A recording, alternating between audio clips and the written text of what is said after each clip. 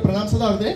मैं plastic and cosmetic surgeon हूँ। मैं अपने बारे में थोड़ा बताऊंगा। मैं वैसे मलकापुर से हूँ, मूलतः बुल्ढाना जिले के। 2001 में 12वीं की एग्ज़ाम मैंने मलकापुर से पास किया था।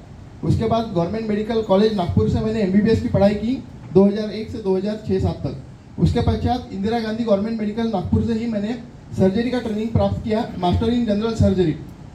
वो लगभग 2012 तक हुआ और टेन्योर 3 साल का रहता, 1 साल की गवर्नमेंट की बॉन्ड की सर्विस रहती। उसके पश्चात आगे की पढ़ाई करने के लिए मास्टर ऑफ चिरूर्जी, जैसे मेडिकल साइंस में PhD वगैरह नहीं रहता तो मास्टर ऑफ चिरूर्जी ने और सुपर स्पेशलिस्ट जिसको बोलते हैं DM और MCH, वो मैंने नागपुर से ही किया, government medical college and hospital से। ये भी गवर्नमेंट कॉलेज है। और Maharashtra university of health sciences, ये 2016 तक चला, masters in plastic and reconstructive surgery. उसके बाद में मैं टाटा मेमोरियल हॉस्पिटल मुंबई, जो भारत का काफ़ी नामी अस्पताल है, वहाँ से फेलोशिप किया cancer reconstruction and advance cancer treatment में। वर्तमान में मैं नेशनल कैंसर इंस्टीट्यूट जो है नागपुर में, वहाँ पे कार्यरत हूँ। साथ में काफ़ी अस्पताल में फ्रीलांस प्रैक्टिस करता हूँ। नागपुर में लगभग 700 से ज़्यादा छोटे मोटे अस्पताल हैं और मैं कम से कम 70 से ज़्यादा छोटे मोटे हॉस्पिटल पे एज ए कंसल्टेंट करके अटैच हूँ। मैंने अभी तक पिछले 15 साल में 12,000 से अधिक सर्जरी करी हूँ। वर्तमान में मैं हर महीने में 100 से 120 सर्जरी करता हूँ। आज भी मुझे 2 बड़े सर्जरी करने हैं, उनके बारे में थोड़ी जानकारी देता हूँ। एक व्यक्ति का एक्सीडेंट हुआ, उसकी पैर की हड्डी टूट गई है और उसमें 8-10 सेंटीमीटर का गैप है, तो उसको दूसरे पैर की हड्डी निकाल के जोड़ना है। तो ये कॉम्प्लेक्स सर्जरी होती है जो मैं कर रहा हूँ। और दूसरा जो है वो दोपहर में है, जिसका एक जबड़ा पूरा निकलने वाला है कैंसर के बाद में, तो उसका भी पैर की हड्डी लेके पूरा नया जबड़ा बनाना है। तो अगली ये जो मेरे एरिया ऑफ इंटरेस्ट है, मैंने काफ़ी नेशनल और इंटरनेशनल कॉन्फ्रेंसेस अटेंड की है और 20 से ज़्यादा रिसर्च पब्लिकेशंस लिखे हैं अभी, और 2 पाइपलाइन में जो हमारे यहाँ फेलोशिप और स्टूडेंट्स रहते हैं उनके माध्यम से होते हैं। मेरे एरियाज ऑफ इंटरेस्ट ऐसे है कि क्लेफ्ट लिप और क्लेफ्ट पैलेट, यानी दुभंगलेले ओठ आणि दुभंगलेले टाळू, ये सर्जरी के लिए स्माइल ट्रेन फाउंडेशन स्पॉन्सरशिप देती है। वो एक NGO है अमेरिकन बेस्ड। तो उनके कुछ एग्जाम्स होते हैं, तो वो एग्जाम पास करने वाला सेंट्रल इंडिया का मैं नागपुर से लेके रायपुर तक एक व्यक्ति हूँ। बाकी वो सेंटर अभी 1 तारीख से स्वामी विवेकानंद मेडिकल मिशन अस्पताल में शुरू होगा। उसके बाद में cancer reconstruction, non healing ulcer, ऐसी काफ़ी जो कॉम्प्लेक्स सर्जरी वो करता हूँ। प्लास्टिक सर्जरी का ओवरऑल स्पेक्ट्रम जो है वो काफ़ी बड़ा होता है। जैसे उसके आगे हेयर ट्रांसप्लांट होते हैं, आईलिड सर्जरी होती है। उसके बाद में cleft lip palate, microvascular surgery है, किसी की हाथ की नस, पैर की नस टूट जाती है एक्सीडेंट के बाद में, वो फिर से जोड़ना, उसको ठीक करना। उसके बाद में कान और नाक की जो सर्जरी रहती है वो ट्रॉमा की वजह से या किसी को सुंदर बनना है और अच्छा बनना है, उसके लिए वो जिसको हम कॉस्मेटिक सर्जरी बोलते हैं वो आता है। उसके बाद में ब्रेकियल प्लेक्सस, यानी किसी की नर्व सेंसेशन चली जाती है, पैरालिसिस होता है, उसको रिकन्स्ट्रक्शन करना, ये भी काम प्लास्टिक सर्जरी में आता है। उसके बाद में कंजेनिटल एनोमिया, जन्मजाति कुछ व्यंग है, जैसे कि पेशाब की धारा ठीक से नहीं हो रही है या कई और कुछ प्रकार का व्यंग है, तो वो भी ठीक करने का काम प्लास्टिक सर्जन करते हैं। उसके अलावा breast cancer, breast reconstruction, breast augmentation, ये भी सब उसी में आता है। आदमी लोगों में भी जो गायनेकोमेस्टी यानी ब्रेस्ट की साइज काफ़ी बढ़ जाती है, वो भी उसी में आता है। इसके अलावा भी काफ़ी बर्न, एक कॉमन जो सब जानते हैं प्लास्टिक सर्जरी में, वो भी काफ़ी पेशेंट्स हमारे पास आते हैं।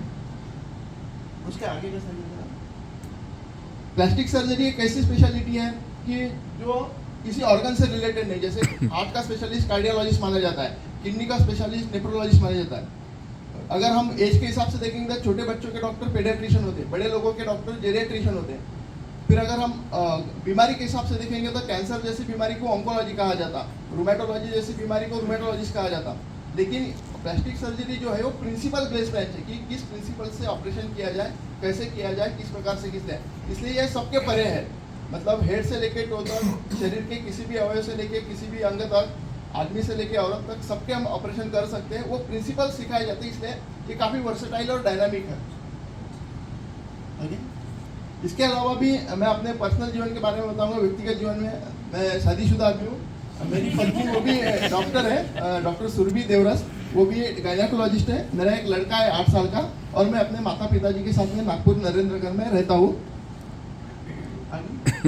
मैं कुछ स्वयंसेवी संगठनों से जुड़ा हूँ, तो उसके कुछ बारे में बताना चाहूँगा।